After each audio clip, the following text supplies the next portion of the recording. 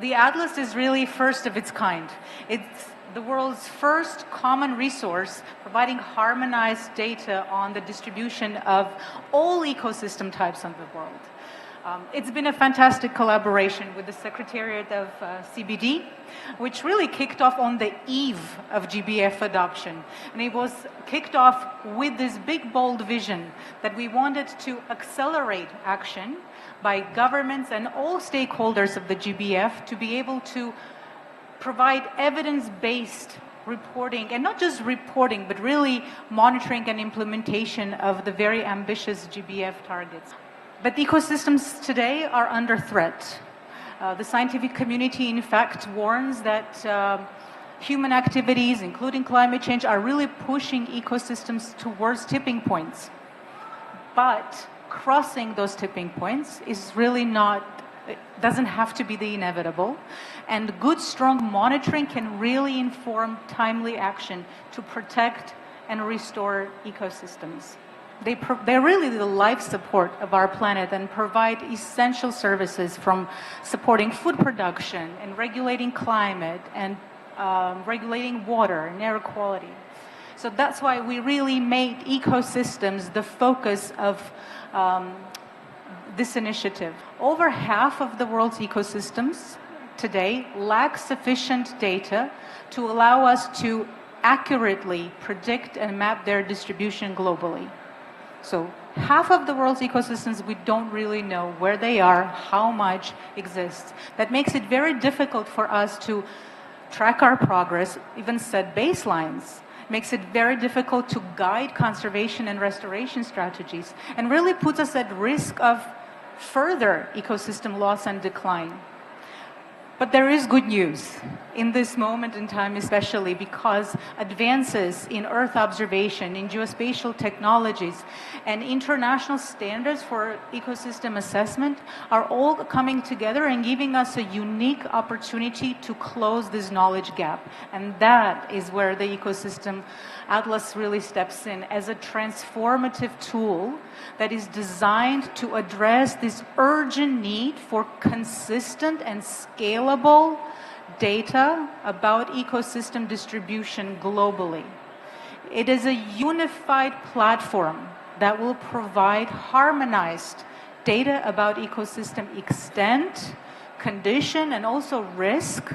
And I say harmonized, which is very important because we want to be able to take global stock take of how the ecosystems are doing, how healthy they are, how much of ecosystems are being protected or are being restored. And to be able to do it at a global scale, we do need harmonized data so that we can ensure coherence and comparability.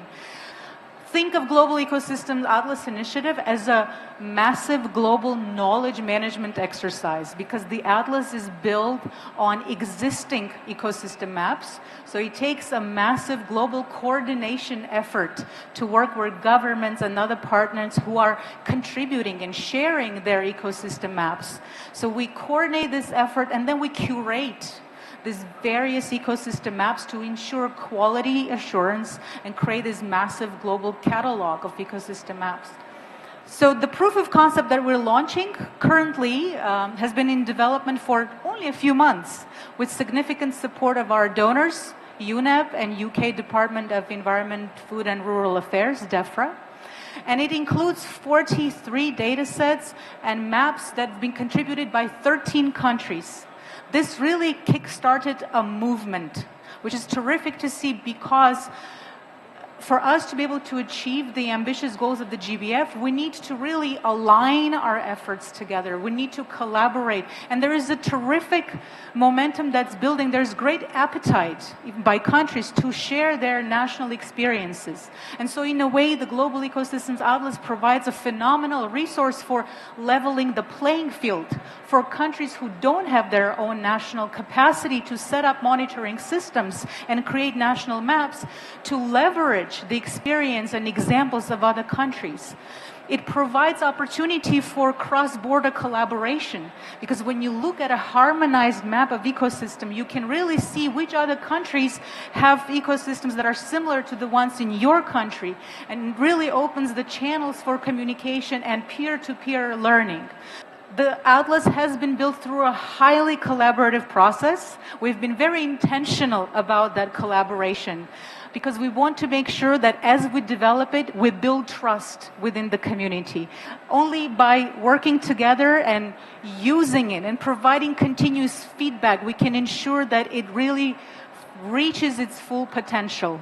And by its full potential, I truly see this resource that is capable of inspiring systems change, that provides unified, harmonized information about the ecosystems that can help deliver on benefits of climate agenda, biodiversity agenda, land agenda, and ultimately, by sharing the evidence from successful interventions, from successful conservation restoration efforts, we can actually change the narrative and change our story from that of gloom, from losing nature, towards a story of hope and resolve.